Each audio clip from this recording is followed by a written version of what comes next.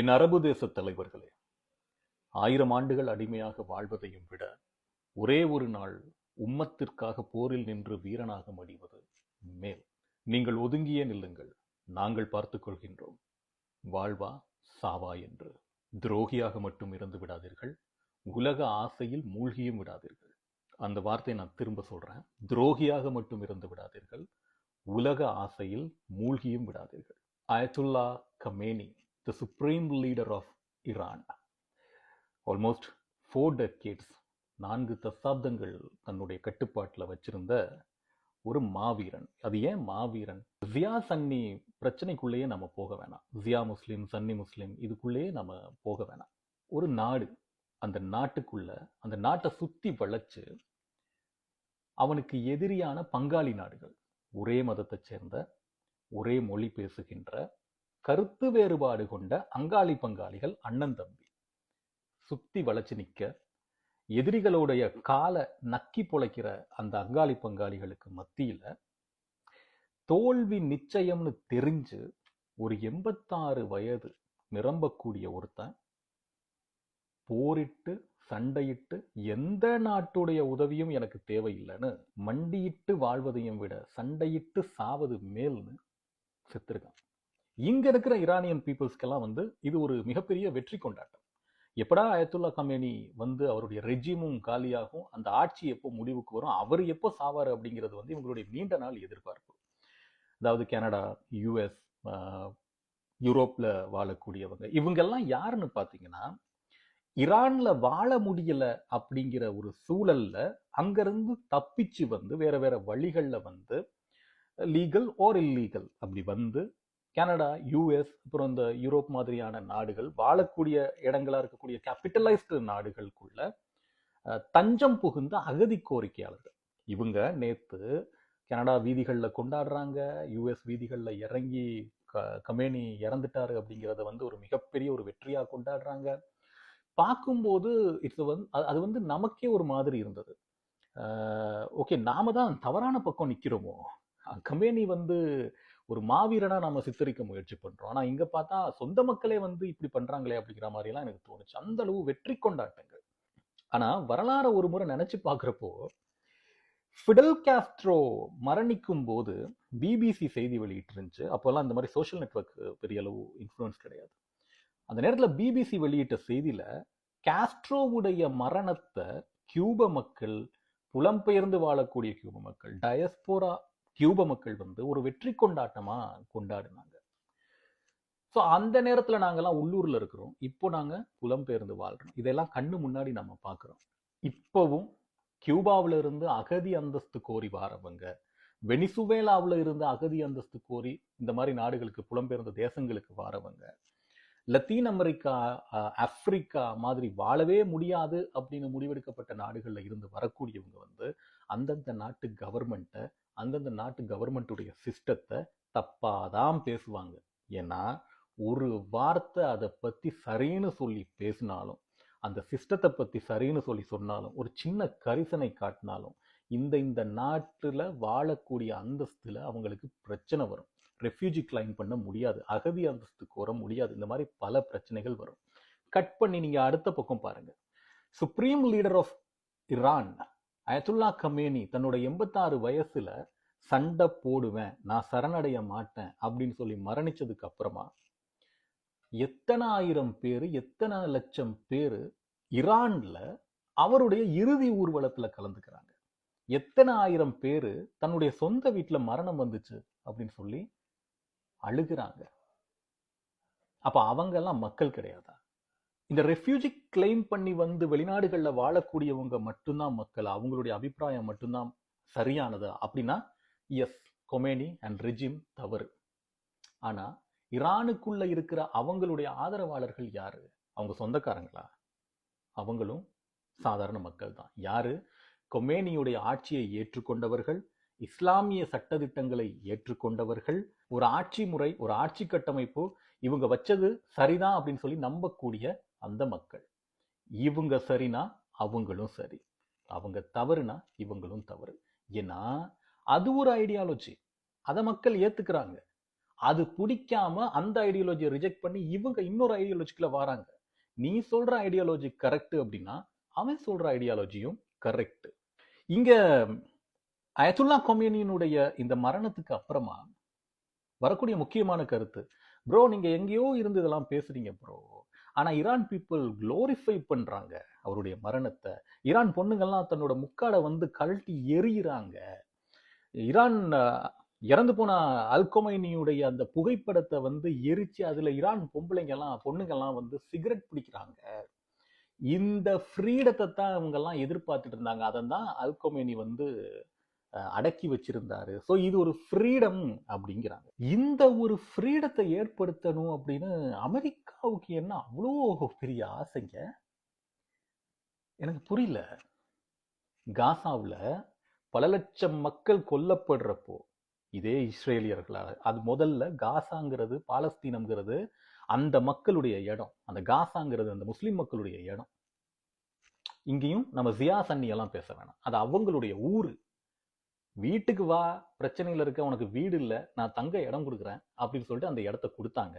இன்னைக்கு அந்த இடத்த பிடிச்சி வச்சுக்கிட்டு இது என்னோட இடம், இங்க வந்து நீ நிக்க கூடாதுன்னு சொல்றான் ஒருத்தன். எப்படி நீங்க வந்து ஒரு ஊர்ல இருக்கிறீங்க, பக்கத்து ஊர்ல ஏதோ வெள்ளம் வந்துச்சு, அவங்களுக்கு நிக்கிறதுக்கு இடம் இல்லை, ஒரு நாள் உங்க வீட்டுல தங்க இடம் கொடுக்குறீங்க, அவன் வந்து ஒரு நாள் தங்கிக்கிறேன்னு ஒரு வாரம் தங்குறான், அதுக்கப்புறமா கொஞ்சம் கொஞ்சமா ஒரு பாதி இடம் கொடுங்கன்னு கேட்கறான், ஒரு கட்டத்துல வந்து இந்த மொத்த வீடும் என்னோடதுங்கிறான். அந்த மாதிரிதான் இஸ்ரேல் அப்படிங்கிற தேசம் உருவாகிறதுக்கு முதல்ல இந்த காசா, இந்த பாலஸ்தீனம்ங்கிறது வந்து மொத்தமா அவர்களுடையது. இன்னைக்கு அவனுங்க இது ஏன் ஊருன்னு சொல்லி கிளைம் பண்ணிட்டு இவ்வளவு அநியாயம் பண்றானே, அங்க வந்து அக்கறை காட்டாத அமெரிக்கா, லத்தீன் அமெரிக்கா முழுக்க ட்ரக்கு ட்ரக்கு ட்ரக்கு ட்ரக்கு வேணும்னே ஒரு மிகப்பெரிய மாஃபியாவை வந்து கிரியேட் பண்ணி விட்டு மொத்த லத்தீன் அமெரிக்காவையும் நாசம் பண்ணிக்கிட்டு இருக்கானுங்க. அந்த நினைச்சா ஒரு 2 நாள் இதை கண்ட்ரோல் பண்ண முடியும். பிகாஸ் உலகத்துடைய வல்லரசான அமெரிக்காவால் இது செய்ய முடியும்.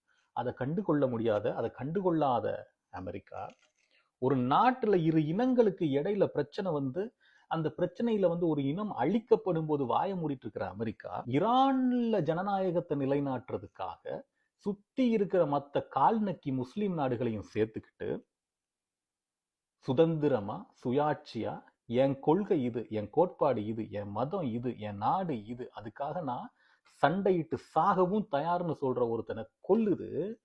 இதை ஜஸ்டிஃபை பண்றாங்க சோஷியல் நெட்வொர்க்ல.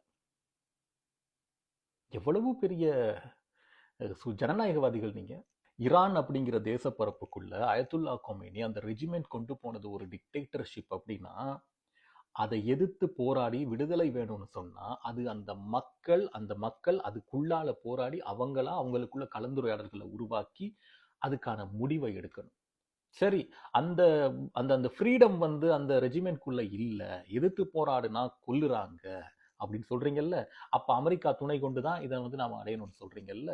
ஒரு கொஞ்ச காலத்துக்கு முதல்ல மியன்மார் அப்படிங்கிற இடத்துல ஆங் சாங் சூக்கி தலைமையில அமெரிக்காவினுடைய செல்லப்பிள்ளையான ஆங் சாங் சூக்கி காலத்துல ரோஹிங்கியா முஸ்லிம்கள்னு சொல்லி கூட்டம் கூட்டமா அந்த அரசாங்கம் படுகொலை பண்ணுச்சு.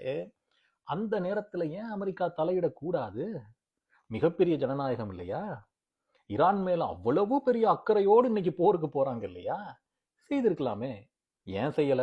ஈரான்ல வந்து பெட்ரோலிய வளம் இருக்கு, எண்ணெய் வளம் இருக்கு, உலகத்துக்கான பெட்ரோல் சப்ளை, அந்த கனிம வளம் சப்ளைல அது ஜியோகிராபிக்கலி முக்கியமான ஒரு இடத்துல இருக்கு.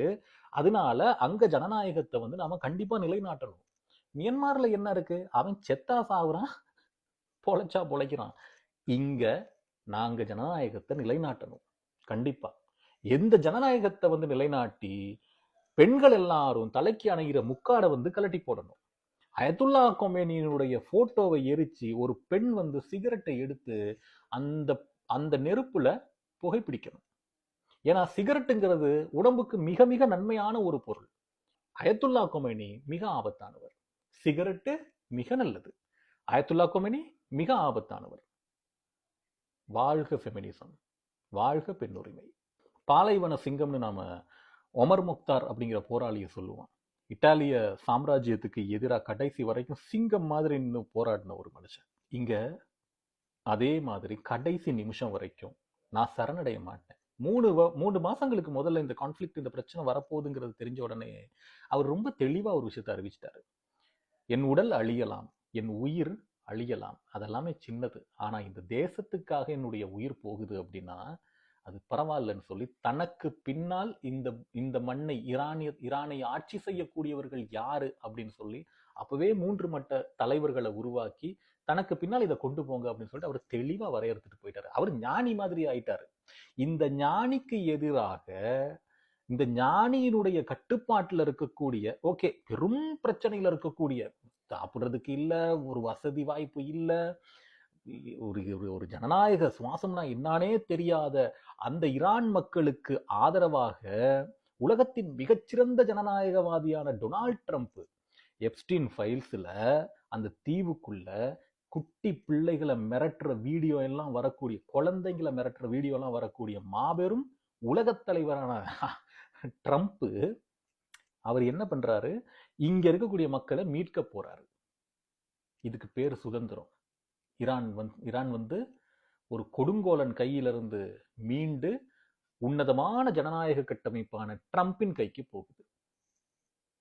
ஸோ இன்னொரு 2-3 நாட்களா இல்ல ஒரு வாரமா 2 வாரமானு தெரியல, இந்த போர் வந்து இப்பவும் ஈரான் வந்து திரும்ப தாக்குறாங்க. எனக்கு அந்த துணிச்சல் ரொம்ப பிடிச்சிருக்கு. அநேகமா இந்த உலக வரலாற்றுல கடைசி வீரம் மிக்க போராட்டமா இதுதான் இருக்க போகுதுன்னு எனக்கு தோணுது. ஏன்னா இந்த கேபிட்டலிசம் அப்படிங்கிற ஒரு தீய சக்தியை வந்து அவங்க ரொம்ப நாளைக்கு அவங்க மக்கள் வந்து ஏத்துக்கிற நிலைமை வந்துருச்சு.